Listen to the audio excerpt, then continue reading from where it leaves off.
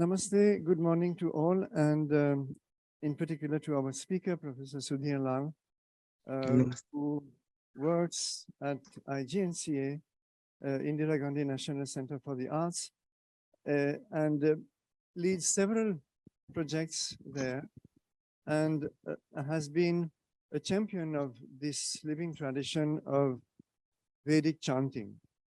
He gave us an outline yesterday and showed us also some very fascinating video clips of how this incredible massive text or texts rather have been preserved almost without distortion through several millennia. So in fact, Professor Sudhir, I would like to begin by requesting, since we have a few new people today, could you sum up the gist in just a few minutes? What is this tradition? Why has it been, accepted by UNESCO as a part of the intangible heritage of humanity? And what does it mean? And what is IGNC's work to preserve it? In fact, that would take you to what you are planning to tell us today. Sure. Namaskar, Professor Danino and everyone. Thank you so much for having me with you. So as Professor Danino mentioned, we are trying to explore the Vedic tradition of Bharat. And as you all know, it is the Vedas have been handed down from generation to generation. And that's why, and it is about 20,000 odd mantras. So we are talking of a corpus such huge. So how is what it was to that this huge body came down to us without any distortions. So yesterday we began with the 14 Vidya Sthanas as mentioned in the Yagyavalkya, and of course, they are the Vedas, the primary, then the Vedangas, Puran, Nyaya, Mimamsa, and Dharma Shastra. So these 14 are acknowledged as the 14 Vidya Sthanas, and this is very important for the students of the IKS, Indian Knowledge System. That this is the framework we are talking about and referring to when we say Indian knowledge systems.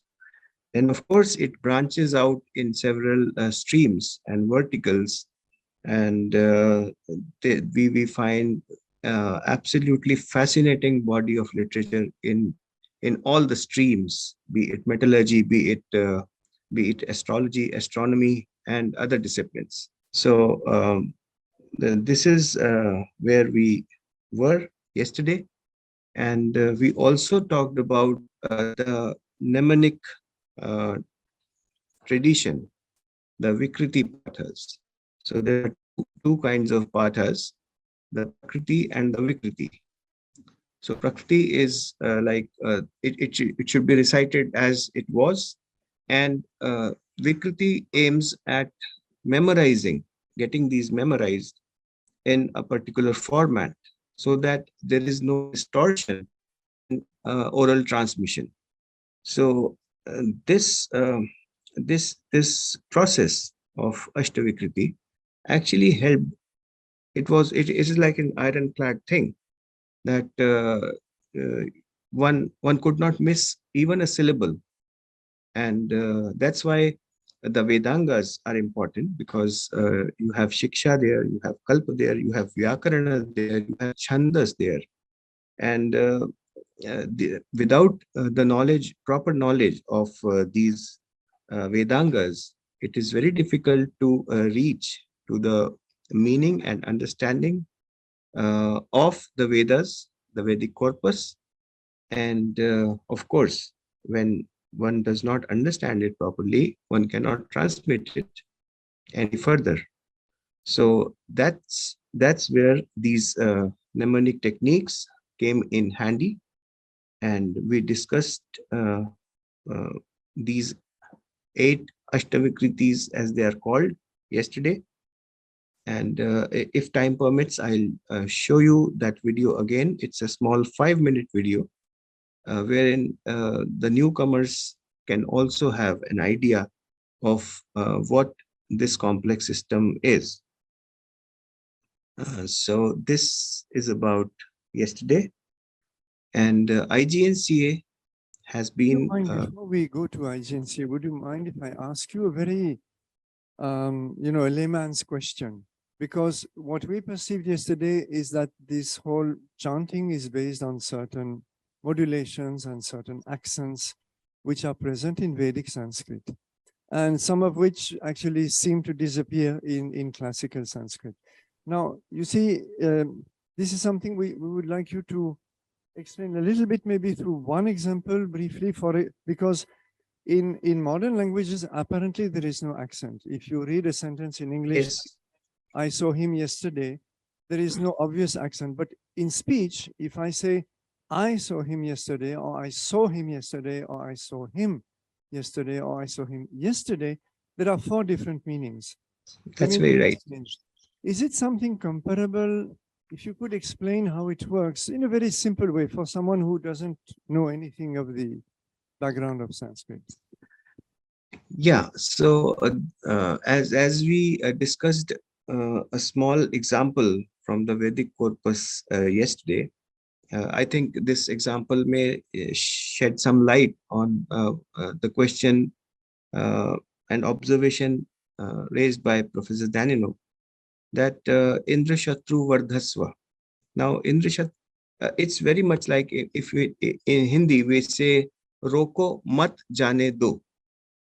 Now, if you put a comma, Roko, stop, mat jane do. Like that is stop that person, don't allow him to go. Whereas if we remove the comma to the next word, Roko mat, and then we place the comma, then it would change the meaning of the sentence. It would be Roko mat jane do. Like don't stop him, let him leave. So I think this may serve as a simple example of how the accents work in a language. Thank you. And similarly, in the Vedic tradition, there are 3 kinds of we discussed yesterday: Udatt, Anudatt, and Swarit. So Udatt is the higher tone,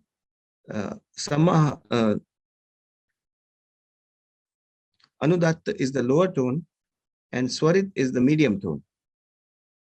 So if we place the accent wrongly, it may change the meaning of the word. And for this, I give an example of the Indra Shatru Vardhasva, where the Indra Shatru, the meaning of it is, may the enemy of the Indra grow. So, but if the accents are put wrongly, it would just mean the again, the opposite of it. So that's how this system works. I hope this has brought some clarity. Yes, thank you. Thank you. So you wanted to now take us through IGNCA's work. Yes, yes. And there are many other symbols which are now vanished. For example, it's a ra. The very first verse of the Rig Veda, Agni Mere Purohitam. That ra is not now present in the Sanskrit that we find today. So there are a lot of these symbols and accents and vowels which are not there today. Like re, there is a rikar with about 2 more sounds, and that rikar has also reduced to maybe 1. So that's how the tradition is growing. But then when we are dealing with the Vedic corpus, all this is important, and this is flawlessly transmitted in the oral tradition. And so when we will go to the presentation, I will show you some more examples of this. So please allow us to be in the PPT.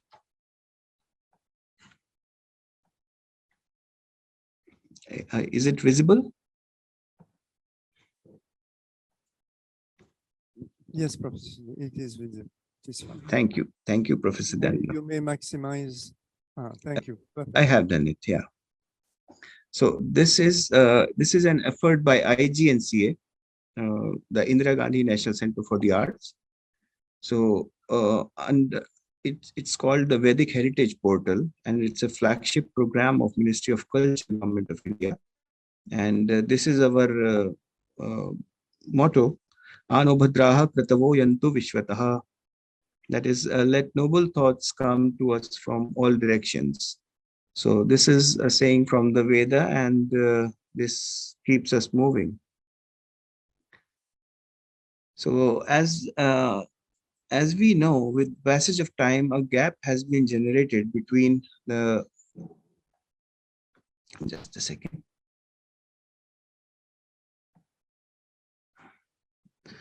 Two streams of knowledge, the traditional and the modern. This is mainly because the current education system could not relate itself with the traditional knowledge, Indian knowledge system. So that's why we are not aware of the tools that were there in our traditional knowledge. So taking this cognizance of the necessity to bridge this gap, the Ministry of Culture accorded sanction for instituting a project titled the Vedic Heritage Portal at the IGNCA. And the pilot phase of this has been successfully completed, and much of the curated data is made available online, though we are officially not launched it, but just to have a user feedback and improvement, we have made it public, but it is yet to be officially launched. So here's the vision statement. The vision is to create a digital platform as a one-stop solution for any user who would like to search for any information regarding Vedic heritage, be it the abstract oral traditions or the more tangible textual information, including the linkages of the Vedic traditions with the present context and academic disciplines. And such an integrated platform is the first of its kind in the domain of Vedic traditions, and is of tremendous importance as we think to a wide range of users who will ultimately be able to see a Vedic map of India. This is our mission statement. As we all know, the Vedas are the source of integral wisdom, science, tradition, and culture of a remarkable civilization, that is us, and our fountainhead of its knowledge systems. So we have mandated ourselves to identify and compile varied Vedic traditions in oral, textual, and audiovisual forms, along with their textual and verbal interpretations, and to curate this material in such a way that it reflects consonance with the modern education system while stressing on its relevance. Now, this is, I think this slide would be useful for everyone, because here we have tried to enumerate what we think of the Vedas. So there are four Vedas: the Rig, Yajur, Sam, and the Atharva, and these consist of different classes of literary works.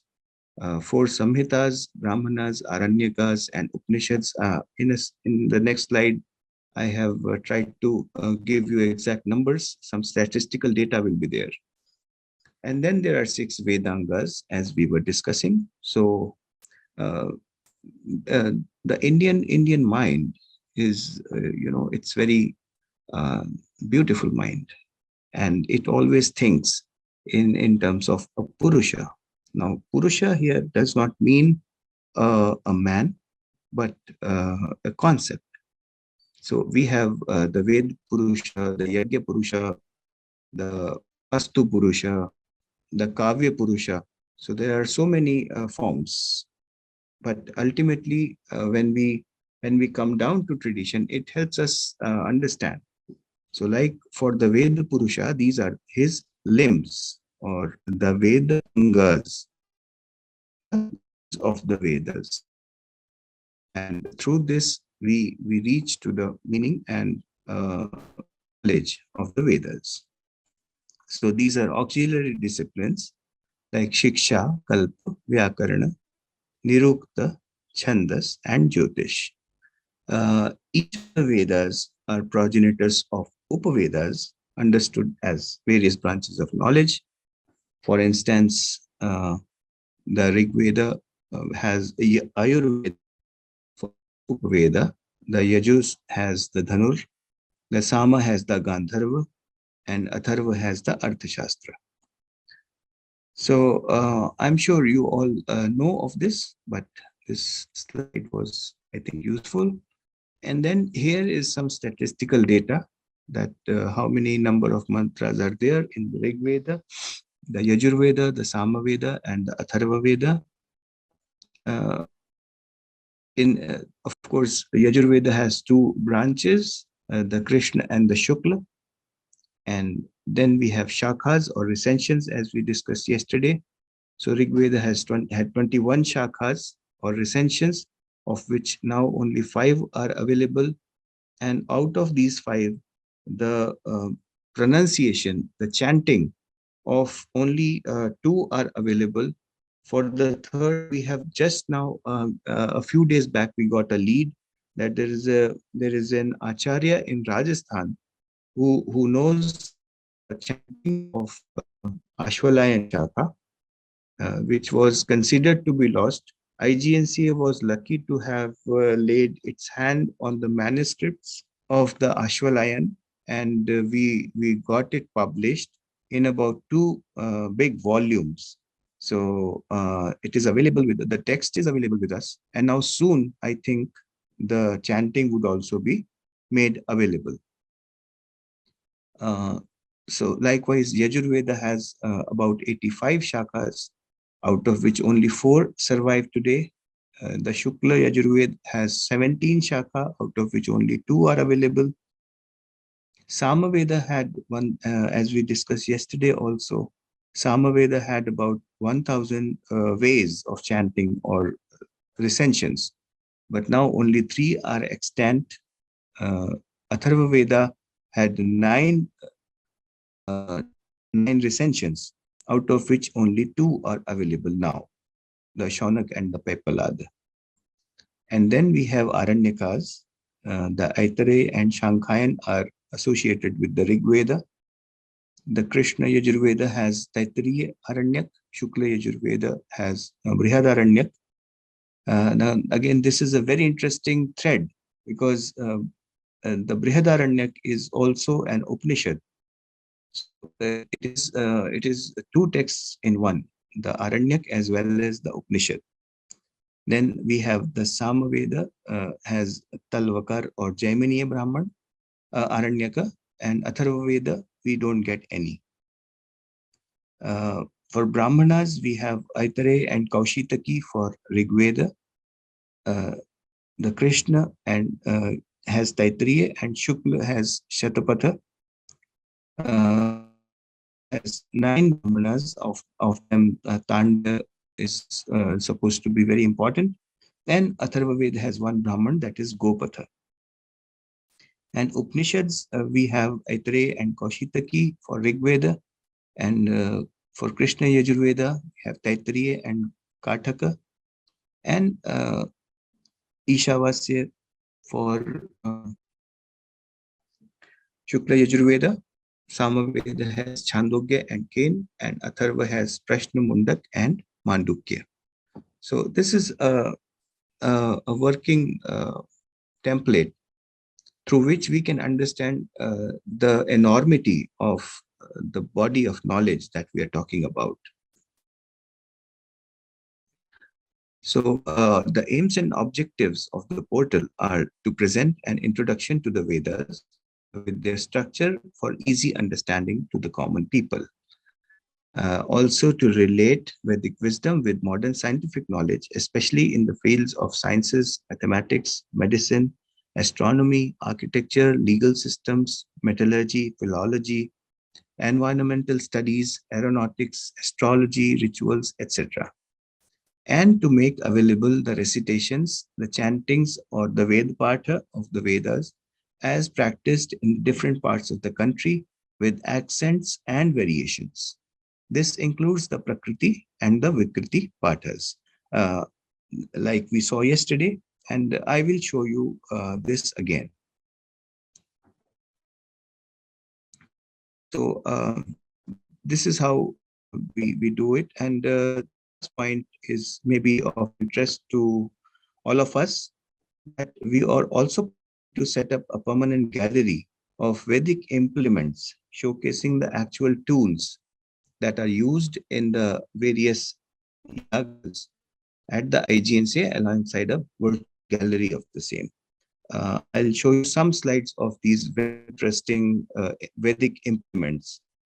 So all this is to show that this tradition is a very much alive tradition, and and how as a society we need to reach out to them and to help them.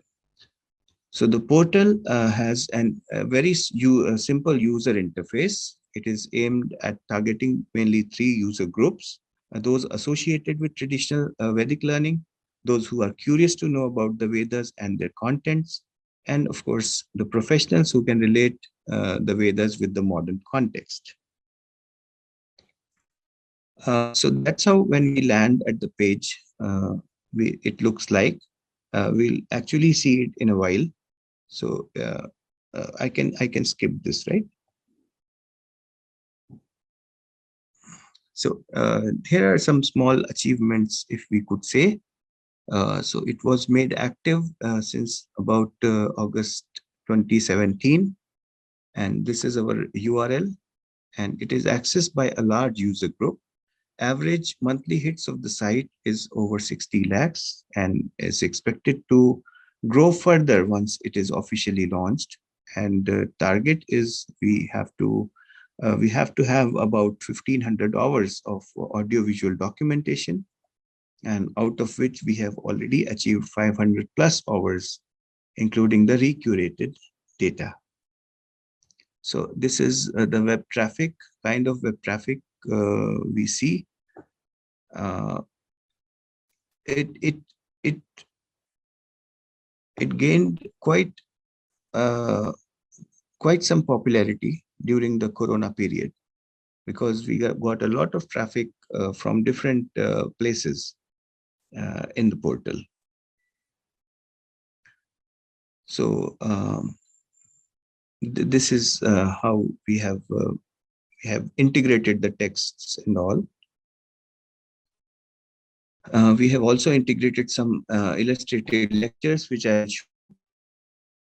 And some rare textual and audiovisual data has been received from Gita Press Gorakhpur, Delhi Vedic Trust, Chennai, and Ghanpati.com, which has also been integrated as per the metadata structure. And now the project is continuing beyond 29, and now it is an internal project of IGNCA with an additional mandate to include content on Itihasa, that is Ramayana and Mahabharata, the Puranas, the Dharma Shastras, the Agamas, and Darshanas in a phased manner. A Unicode compliant font named Vedakshara is also being developed for the project. This includes Vedic notations. Just now we discussed that how it is important for all of us to have the exact notations for flawless transmission. So normally what happens is that when we type a text, we don't get those markings. For example, Gadapati Gung Havamahe. So you see a U-shaped symbol in the manuals. Now that symbol is not there in the Unicode. So we are developing that font so that people can type, and it also will make the textual searches easy. A pilot project on preparation of a graphic novel on Vedic teachings is underway as a part of creating a children's corner on the portal, because normally it is a generally held belief that Vedas are only for grown-ups, but it is not like that. So we are trying to do some innovation here. And as I mentioned earlier, a virtual gallery of Vedic implements is being created. And we are also working on enhancing the user experience and user interface. So this is a visual. This is the famous story of Nachiketa from the Kathopanishad. So I think you all know of this story, that how Vajrashrava was performing a yaga, and Vishwajit yaga, and he was about to give cows and everything else to the people, and his son, young 12-year-old Nachiketa, asked his father that whom he is going to give as a gift to. So being annoyed, he said, I am going to give you to Yama. And then he reaches the doors of Yama, and then he has a discussion with Yama, and he comes back uh, with great amount of knowledge. Atma Vidya. And IGNCA also has an impressive collection of about 250 implements that are used in the various yagas, which have been sourced from the Tamil Nadu, Kerala, Andhra, and Karnataka regions. Now, the uniqueness about this is that in all these areas, there are different kind of woods that are used in making these implements, and sometimes they are made of clay, but they have some difference in shapes. So we have very meticulously done this project, and you can see this is a Advaniya made of clay from Kerala. It is an earthen pot in which the wet and pounded soma stalks are laid before the juice thus extracted, and is to be poured through a strainer in various cups and drona kalashas. And we also are giving the references from where we have taken this information, and that is how the pot has been created. This is a drona kalasha. So it is made of wood. It is from Kerala, and the name of the wood is Vikankata, and it is placed on the 4 pressing stones and is kept under a filter. So again, you can see the references of the texts. So in this way, we are going to do this, and we are also on social media, and I have selected a few lines which you might appreciate. So people on Twitter are saying that your list of selected verses, etc., and they are praising us that you guys are rocking, and etc. And this is a very interesting one. Somebody wrote to us that they have been to our website, and they have learned several Vedic suktams, and they would like to pay some money as dakshina so that it can be passed on to the scholars they have mentioned. So they want to do some charity. And again, this one, herein they say that they're thanking us for the great service and things like that. And these are our handles, social media handles. This is the first one is our website. vedicheritage.gov.in. The next one is Facebook. We have 2,500 followers, and not a very impressive number, but considering the kind of domain we are in, we are quite happy. On Twitter, we have 4,000 plus followers, and we will look forward to receiving some comments, suggestions, and feedback from all of you at imvedic@gmail.com. So this is our official ID. And with this, I come to a close of this presentation. And are there any questions, or we may start away ahead for the portal?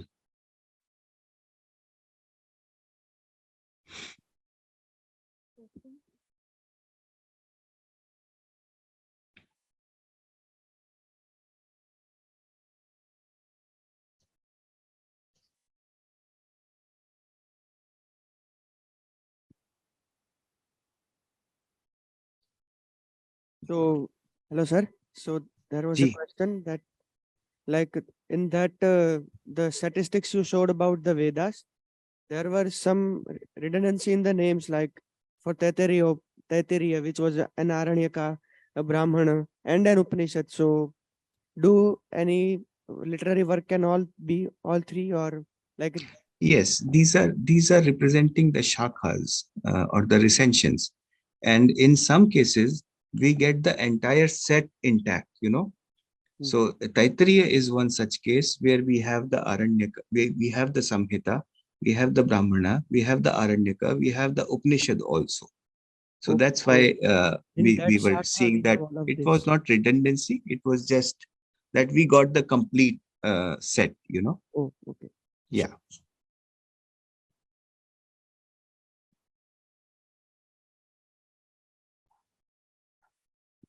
So I think we can proceed. Ji, Professor.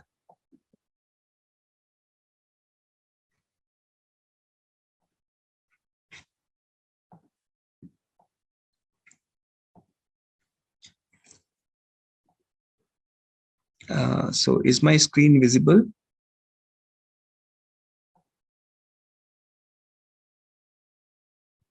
Is visible.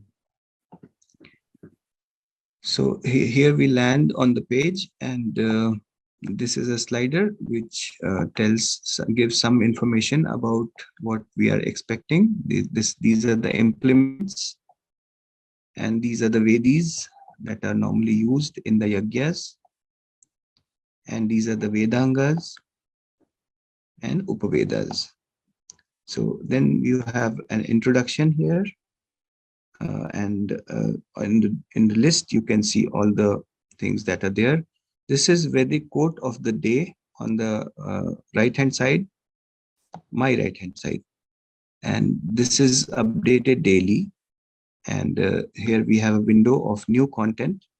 So here you can see the Taittiriya Samhita. So let me quickly show you this.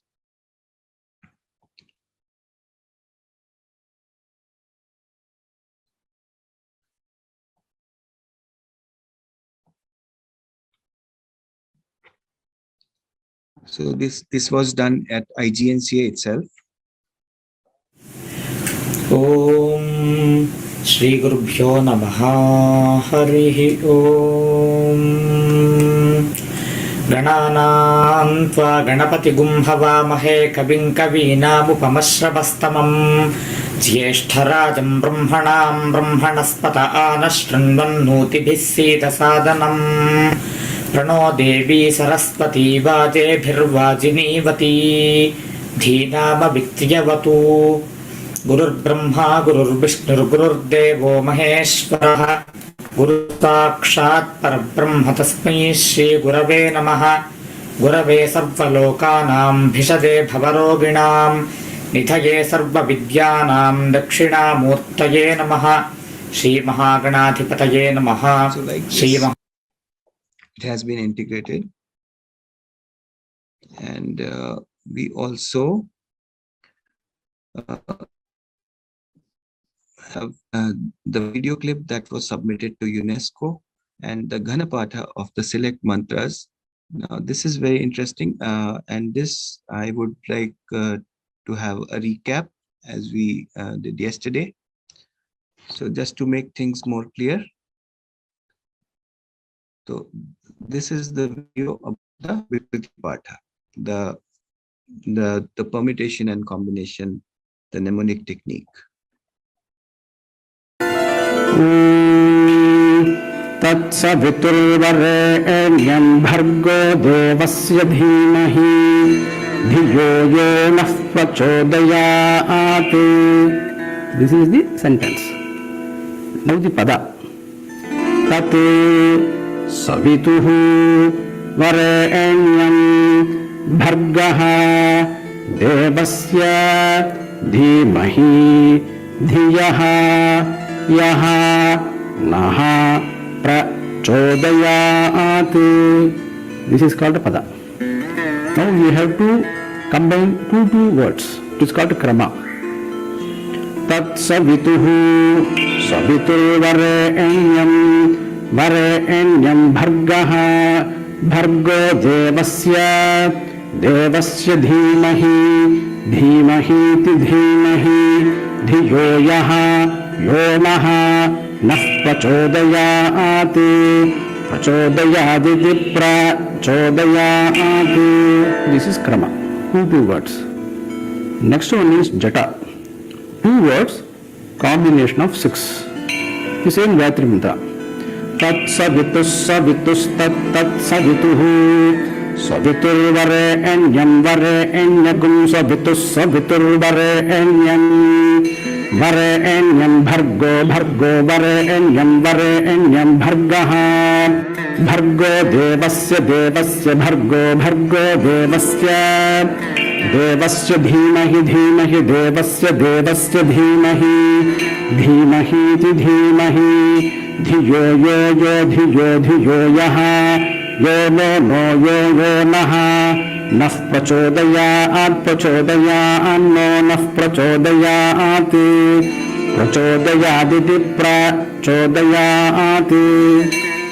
See the jata, you can see 2, whereas there are about 3 pairs. That is why even when you make that pingal in Tamil, no? So you can see only 2, but there are about 3 things in the back. So we are having 3 kramas, whereas only 2 padas is known. Next one is Ganapata.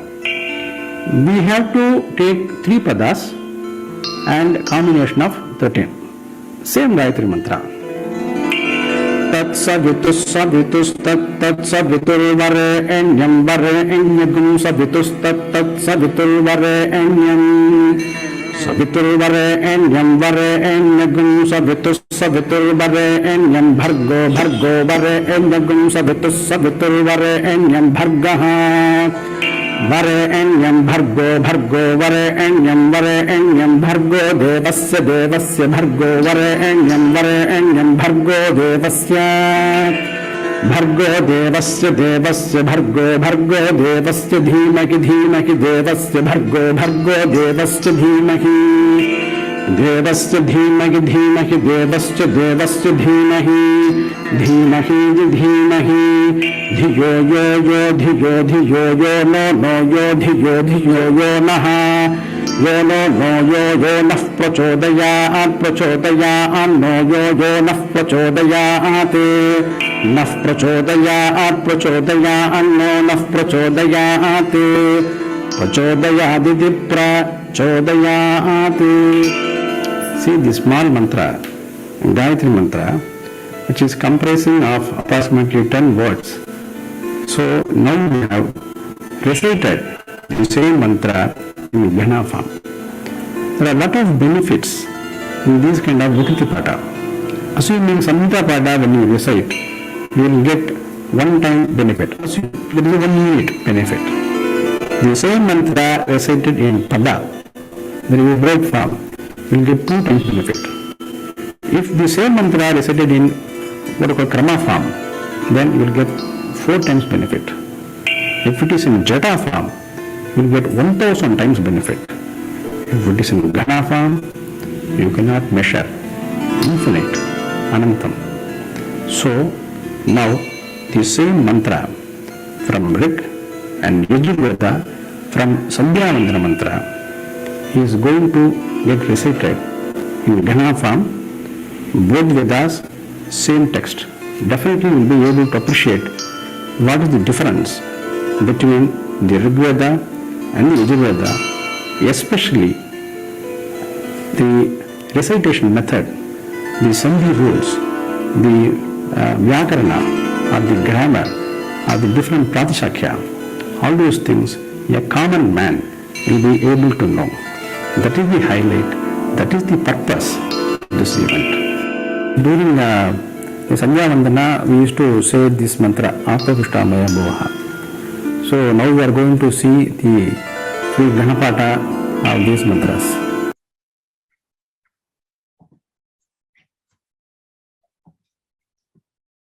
So I'll quickly give you a recap of this also, how the data has been integrated in this. So this is a small introduction about the Rig Veda, its form and division, and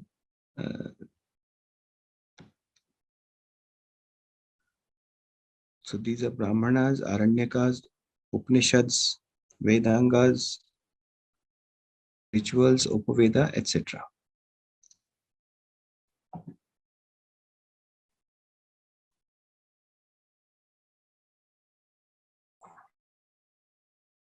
So as we mentioned, there are two Samhitas, the Shakal and the Ashvalayam, and the Mandal Krama.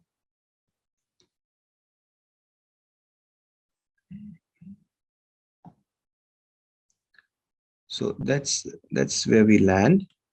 So from here you can choose which mandala you want to go, and this is like an open access. You can go to any particular mantra that you know of, or you can go sequentially as well. So for example, mandala 1 and sukta 1. So then this is selected. Down you can see the text, and on the right hand side you can see translation Hindi by Pandit Damodar Satwalekar in a flip book, an English translation by H.H. Wilson, and the commentary of Sanayacharya. So let me play this for you. This is Kerala tradition. മേളിം മദന്തം പിത്രോരുപസ്ഥേതം രോദസീ പിപൃതം സത്യവാചം ഗണാനാന്ത്വാ ഗണപതിം ഹവാമഹേ കവിം കവീനാമുപമശ്രവസ്തമം ജ്യേഷ്ഠരാജം ബ്രഹ്മണാം ബ്രഹ്മണസ്പത ആനശൃണ്വന്നൂതിഭിः സീദസാദനം ഷദസസ്പതിമദ്ഭുതം പ്രിയമിന്ദ്രസ്യ കാമ്യം സനിം മേധാമയാസിഷം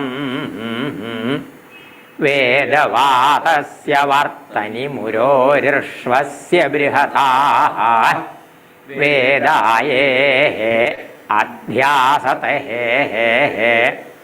അഗ്നേനയസുപഥാരായേ അസ്മാൻ വിശ്വാനി ദേവവയുനാനി വിദ്വാൻ യോധ്യാസ്മജ്ജുഹുരാണമേനോ ഭൂയിഷ്ഠാന്തേ നമ ഉക്തിം വിധേമാ അഗ്നിമീളേ പുരോഹിതൈ യജ്ഞസ്യ ദേവമൃത്വിജം ഹോതാരം രത്നധാതമം അഗ്നിഃ പൂർവേഭിർഷിഭിരീഡ്യോ നൂതനൈരുതാഃ സദേവ ഏഹ വാക്ഷതീ അഗ്നിനാരയിമശ്നവൽ പോഷമേവ ദിവേ ദിവേ യശസം വീരവത്തമം അഗ്നേയം യജ്ഞമധ്വരം വിശ്വതഃ പരിഭൂരസി സ ഇദ്ദേവേഷു ഗച്ഛതി അഗ്നിർഹോതാ കവിക്രതു സത്യശ്ചിത്രശ്രവസ്തമാ ദേവോ ദേവേഭിരാഗമൽ യദംഗദാശുഷേ ത്വമഗ്നേ ഭദ്രം കരിഷ്യസി തവേത്തൽ സത്യമംഗിരാ ഉപത്വാഗ്നേ ദിവേ ദിവേ ദോഷാവസ്തർധിയാ വയം നമോ ഭരന്ത ഏമസി രാജന്തമധ്വരാണാം ഗോപാമൃതസ്യ ദീദിവിം വർദ്ധമാനം സ്വേദമേ സനഃ പിതേവ സൂനവേഗ്നേ സൂപായനോ ഭവഃ സചസ്വാനസ്വസ്തയേ. So likewise, when you click on this link, so you get a flip book opened, and this has been integrated. So you can see the first Anuvaka, first Sukta, first mantra.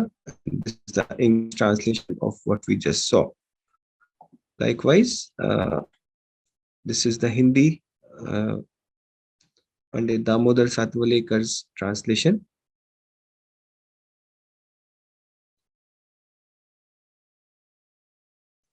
So you can see the text and the translation here in the flip book.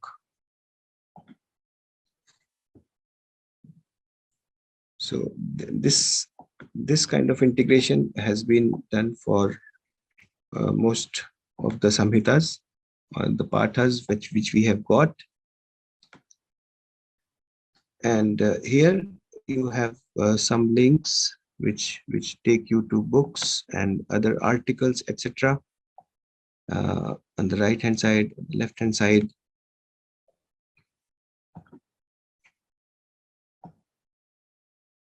We have also integrated a creative rendition of select Vedic suktas. Now these suktas are normally used in the rituals and all, and there was a demand that some creative renditions may also be done, and taking cognizance of that, we tried, this was again an experiment, and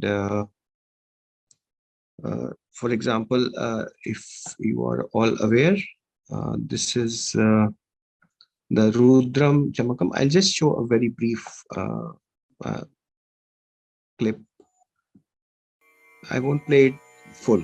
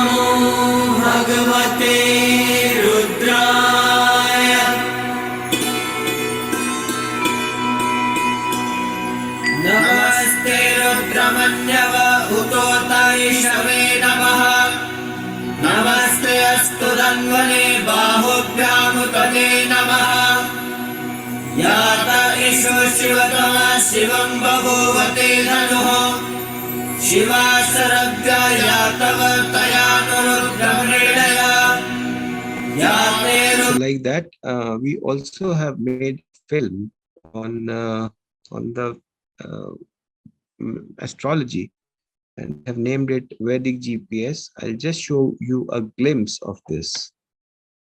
It's available on YouTube as well.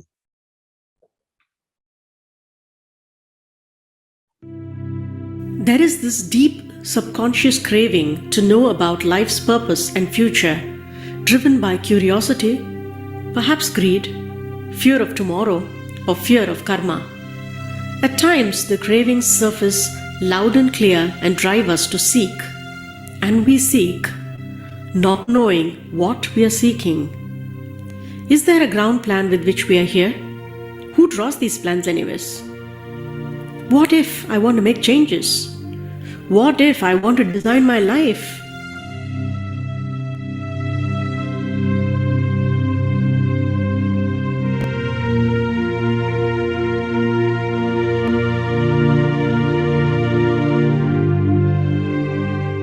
Before coming to the field of astrology, I was a banker. I was the chief manager in State Bank of India. I was heading the computer division.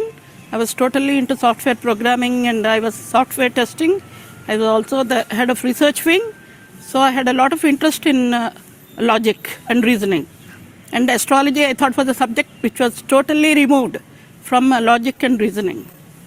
And one of my friends, very good friends, she fell sick. I could see her collapsing before my very own eyes. So I just wanted to know the reason, because medical science, it didn't give me any logic. And what really drew me to this group was the fact that there were, lots of people who have studied in IITs, IIMs, so very scientifically oriented. It was not a mystical subject anymore, It had a logic, it had a reasoning. If I go in to study mathematics, I need to have a clear understanding of what I need to do, right? At the same time, I also need to have an understanding what I'm not there for. So I'm not going to do a PhD in mathematics because I want help in buying vegetables. That's bizarre. Unfortunately, that's what people are thinking today. The first thing you say, Jyotish, and people say, oh, you believe in it? You think, a one-page document could help people get married. And I said, oh, this is bizarre. You can't expect Jyotish is not a subject to study to match two horoscopes. That's a very small application, teeny tiny application. Jyotish is far bigger. It doesn't matter how hard you're working, it doesn't matter how good you are, there is something beyond all of this. You do get up to a certain level answers, right? But you don't get the deeper understanding or meaning of why something is happening. And that's what led me to the exploration of Jyotish. Because what I realize over here, and I've been doing this course for the past 1 year now, is it goes so fundamentally into our living lives. And it is so well connected to basic commonsensical themes that you really don't need too much complexity in life. I really look forward to it because there is a treasure of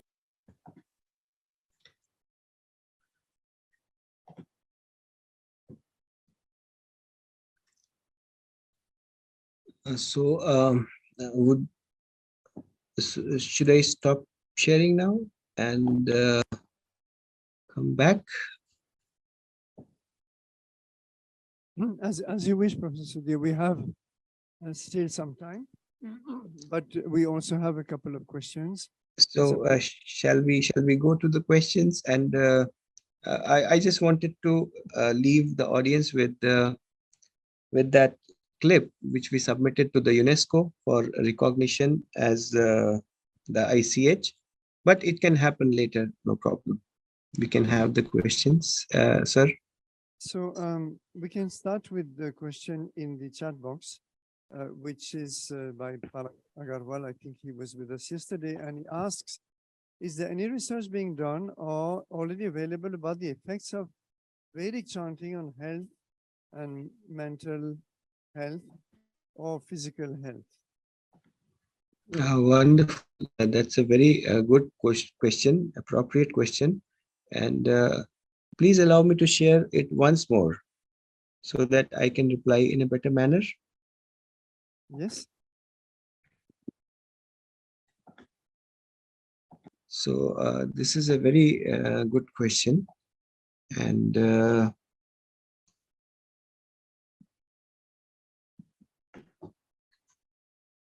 so we invited, of course, there is a lot of study being going on such aspects as to healing power of mantras and all. And we invited Professor Rama Jayasundar. I think she has also been here in IIT Gandhinagar sometime. And we got some lectures from her.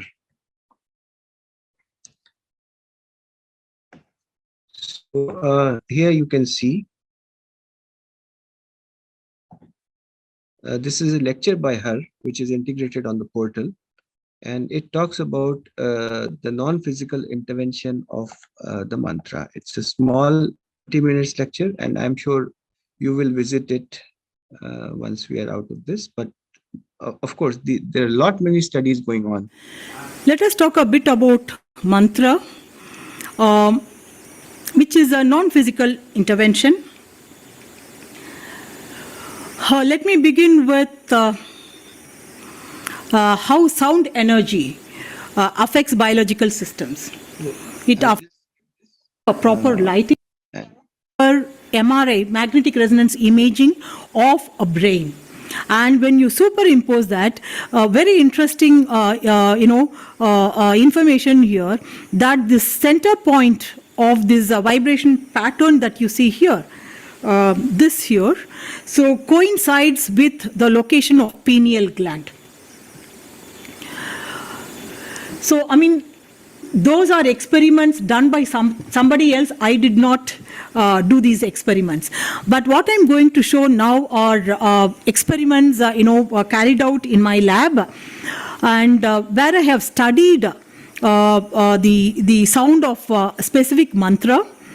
And so mantras can be read, or it can be chanted, or it can be meditated upon. And the changes that these three activities would affect would be different. So I have studied Gayatri Mantra for the simple reason that it is considered one of the most potent and powerful mantra. So if at all mantras can cause some change in the brain, then I just presume that it would be Gayatri Mantra, because it is considered a very, very powerful mantra. Gayantam trayate iti Gayatri, that's the definition. It says that which protects those who repeat or meditate upon it. So this is the Gayatri Mantra. Om Bhur Bhuvasvaha Tat Savitur Varenyam Bhargo Devasya Dhimahi Dhiyo Yona Prachodayat. This is a rough translation. It's not a word-to-word translation, but this gives the essence of the meaning of this. Let the omnipresent energy that we meditate upon purify, kindle, and illuminate our intellect and guide us along a path of righteousness. So what I was looking for was whether there are any neurochemical changes that Gayatri Mantra affects, in whether it causes any changes, question number one, and whether if there are changes, are the changes language dependent? Is it because of the words, or is it because of the language, or is it just because that something is repeated again and again? So I had, the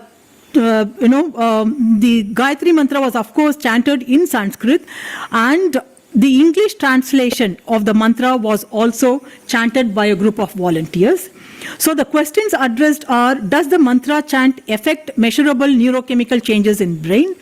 If yes, are these changes language dependent? So the technique I used is called magnetic resonance spectroscopy. I am sure you all would be aware of MRI, magnetic resonance image, MRI scans. The same, it is the same equipment, but it's a very slightly different way of acquiring the data, and it is called magnetic resonance spectroscopy. And just a basic idea of what we are looking at when we do use this technique. So the magnetic resonance studies the magnetic property of nucleus in atoms, and we know that the nucleus has protons and neutrons, and this is a hydrogen atom, this is a proton, and these are, we also know that protons are positively charged particle, and what we also know is when a charged particle is in motion, it has a magnetic field associated with it.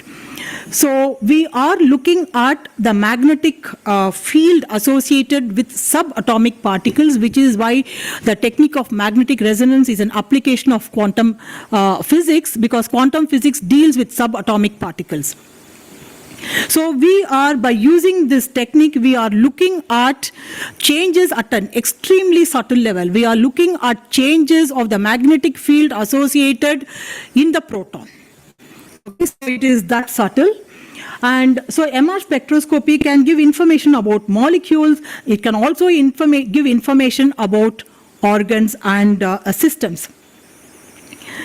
So this is the Gayatri Mantra in Sanskrit, and then this is the English translation which was used in the study. And I studied about 30 volunteers in the age group 25 plus or minus 5 years. They were all healthy right-handed male volunteers. The duration was actually for 2 years. The first 3 months were used to train the volunteers to chant. So the same person had trained all the volunteers, so there was no difference in the diction and in the pronunciation, in the rhythm and beat and so on. And there was a recovery period where, if at all there was some changes because of this during the training period, I wanted that to go off. So, for the next 4 to 15 months, nothing was done. Then from the 16 to 24 months, the experimental period where I did the studies. So this is the design, study design. So one group of 10 volunteers chanted the Gayatri Mantra. GM stands for Gayatri Mantra. Gayatri Mantra in Sanskrit 108 times. The other group of 10 volunteers chanted the English translation 108 times. The third group did not do any chanting.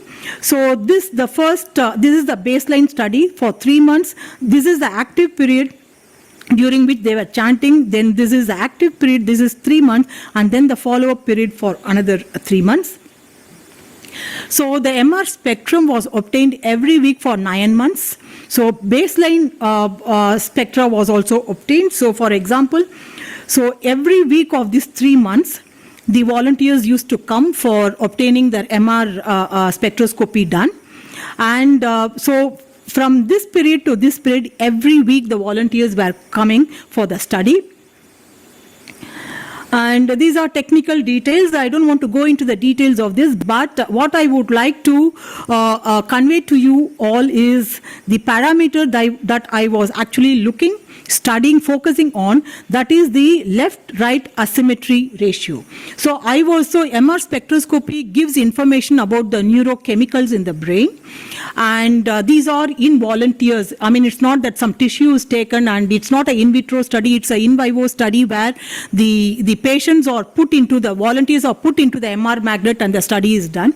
So I was looking at the asymmetrical variations in the neurochemicals between the left and right hemisphere, and if the mantra was causing any changes in this asymmetrical distribution. So the recitation time was every day, every morning between 4 to 5:30 a.m. The volunteers chanted either the mantra or the English translation 108 times. And the chants were recorded and checked by the trainer for correct pronunciation, rhythm, and number of repetitions. So more number of patients were recruited, but then, the data had to be discarded because, they either missed a day or, they did not chant it 108 times. So all those data have been removed. So this is MR spectrum from these two regions in the brain. So this is the axial section of the brain, MR image showing the axial section, and these two boxes indicate the area from which this information has been obtained. So this spectrum here is obtained from this frontal lobe, and then this spectrum is obtained from the other hemisphere in the frontal lobe.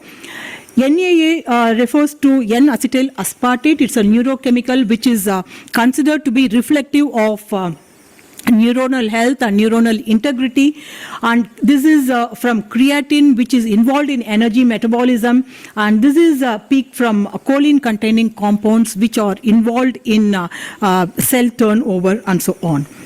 So here you can see that this is from a normal volunteer, it's before chanting. You can see that there is a asymmetrical variation. You see that these two peaks, the levels of these two are different between this and this. So there is already a asymmetrical distribution, which is a normal feature. It's not an abnormal feature. And I was looking at the changes caused in the asymmetrical distribution. So this is the left-right asymmetry ratio. If it is 1, it means that the left and the right hemisphere have the same amount of neurochemicals, and any deviation from 1 indicates the asymmetry. So this is what happened when the volunteers were chanting in Sanskrit. So you can see that this period from 8 to 12 is the baseline data. You can see that the data is kind of random. There is no pattern to it, but once the chanting starts, which is from 16 to 24, you can see that this asymmetry reduces and it comes to unity. And then this effect is continues, is sustained in the next 3 follow-up months, which are the follow-up. And here in the follow-up period, there is no chanting done. Right? Now, this shows the difference in the pattern between Gayatri, when Gayatri Mantra is chanted in Sanskrit and when the English translation is read. You can see that this, reduction in the asymmetry that you see when it is chanted in Sanskrit is not seen when the Gayatri Mantra is, the English translation of the Gayatri Mantra is read out, chanted 108 times under the same conditions. So what are the key observations and in the asymmetry indices? Baseline, there is no chant, random variations. And during the chant, which is the active period, when the chant was in Sanskrit, a noticeable trend towards unity was observed. The chant in English did not cause any caused random variations. And in the follow-up period where there was no chant, Sanskrit, the group which chanted in Sanskrit, the trend was sustained, and you can see the trend towards unity till about 3 months after the chanting was stopped. And the group which had read the English translation or chanted the English translation continued to show the random variations it had shown throughout the study. So the very preliminary conclusion is that there is a language dependent change here. When I say language dependent, Sanskrit language dependent changes in neurochemical asymmetry affected by chanting of mantras in Sanskrit. And I would like to share some very interesting information which are in the literature, and these are studies done in Western countries, not here, but very interesting results. So in the paper published by James Huttle et al. In the journal called Neuroimage in 2016, they are showing that the brains of they are studying the brains of people who are trained in chanting, trained in Yajurveda. And they have shown that there are anatomical differences in the language, memory and visual system. These are statistically different, significant structural changes which are caused by in people who are trained to chant the Yajurveda. So here they have emphatically shown that there is an increase in the size of brain regions, gray matter density is increased, cortical thickness is increased, and local gyrification also has increased. This is yet another paper, in Frontiers in Human Neuroscience, and they have studied focal cortical thickness correlates of exceptional memory training in Sanskrit. They have done the studies in temple priests, and they have shown that there is a increase in cortical thickness in the left prefrontal lobe and the right temporal lobe. So mantra, Ayurveda and Indian knowledge systems definitely says that mantra are key to different realms. But even from a modern perspective, if we leave aside the philosophical and the spiritual aspect of mantra, even if we look at it as a sound, we know that there are sound causes changes at the structural, physiological, psychological level. So these are and it has to affect the consciousness as well, because from an Ayurvedic point of view, the human entity is one interconnected whole. So mantra and can be keys to handle and manage different domains in the system in a much more cost effective way. Chanting a mantra is not going to cost anything. So now there is a lot of thoughts going into how to reduce the healthcare cost. So this discipline of psychoacoustics is coming up in a big way. Psychoacoustic means the effect, psychological and physiological effect caused by acoustics, which is caused by in other words, these effects caused in the biological system by sound. So I would like to end here by quoting this from Nikola Tesla. He said, if you want to find the secrets of the universe, think in terms of energy, frequency, and vibration. Thank you, Professor Sudhir.